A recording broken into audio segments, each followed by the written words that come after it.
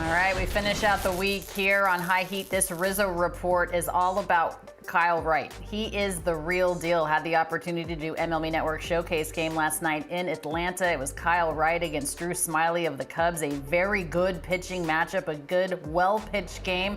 I walked away from that game thinking that Kyle Wright is back in full force. The reason being a combination of things. He's throwing more curveballs. That's now his primary pitch. He's perfectly locating his fastball. He has a better changeup and sinker movement.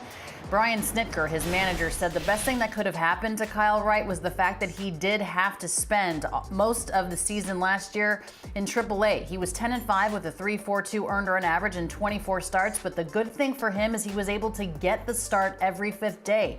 He figured out who he was again. He went back to pitching the way that he wanted to pitch, kind of went back to who he was when it got him to the big league level, and he also learned how to fail and how to get out of that. He said going to AAA for the entire season, then pitching in the World Series in 2021 in Game 4. He came into the game after opener Dylan Lee faced 4 batters in the first inning. He gave up just 1 run in 4 2/3 innings in the Braves' 3-2 victory. He looked brilliant last night, a tremendous performance for the Atlanta Braves, helping them pick up their first series win of the young 2022 season. Kyle Wright is the real deal. Eric Hosmer has been the real deal for a very long time, and despite the San Diego Padres wanting to trade this guy for the past 24 years, he's having one of his better seasons offensively. He leads Major League Baseball with a 4.15 average. He's 8 for 12 in his last 4 games. Sometimes, guys, the best trades are the ones you don't make. The Padres, again, looking to trade him for a while before the season started, but it could have been on his way to the Cubs. He could have been on his way to the Mets. The deals fell through. Guess who's leading the majors? I just talked about it. 27 for 65, hitting 2 home runs, 11 ribbies in his first 18 games. He's even destroying lefties, hitting 478 off of them this year. He's had 4 consecutive multi-hit games with 2 home runs and 6 RBI during that span.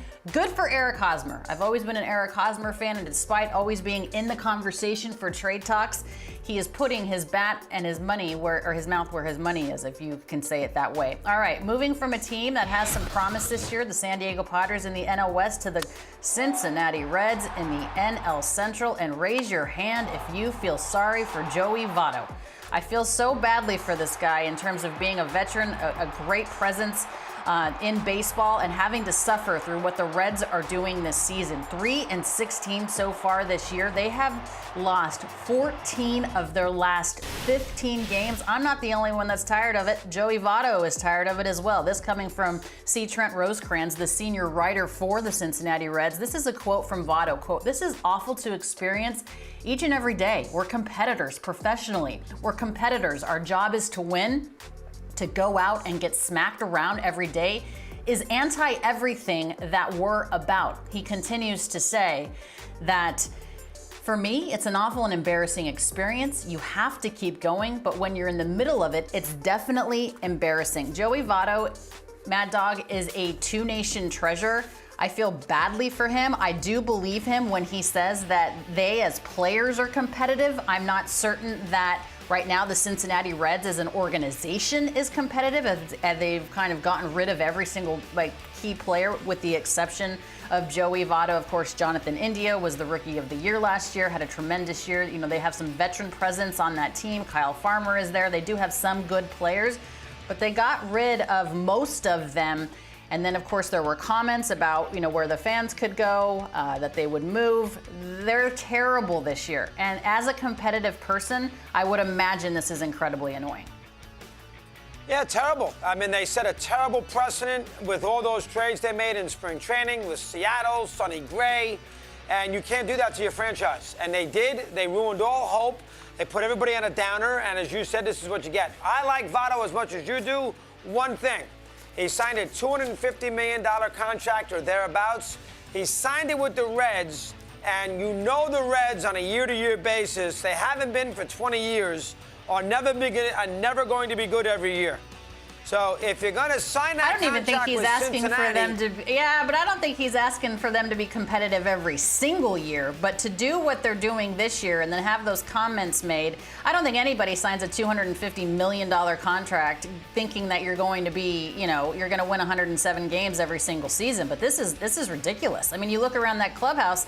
I don't know that you know anybody, other than the people that I mentioned. And Jonathan India is a bright spot. But I mean. This is they've lost 14 out of their last 15 games. It's almost the Baltimore Orioles back in '89. I think you're going to talk about that coming up in Turn Back Time. Well, I get that. I mean, you're right. He didn't expect it to be this bad. But when you sign with the Reds long term, you're never going to be good every year because it's the Reds. Their team has not been put together properly for a very long time. Alanna would have a conversation. Cincinnati, wait, though. Hang on. Cincinnati was in the postseason 2 years ago. It's not like they've been completely, that was a pandemic. Well, so were the Marlins. I mean, that was a pandemic year. They played 60 games. So because it was a pandemic. Half the league. Well, 16 teams out of 32. 16 out of 30 teams made the playoffs. That wasn't a legitimate season. I mean, from a playoff perspective. 16 out of 30. Oh, okay. That's a lot. So the World Series was not legitimate? No, the right team won. But were the Marlins a big time team that year? They made the playoffs. They got to the NLCS. Were they a big time team?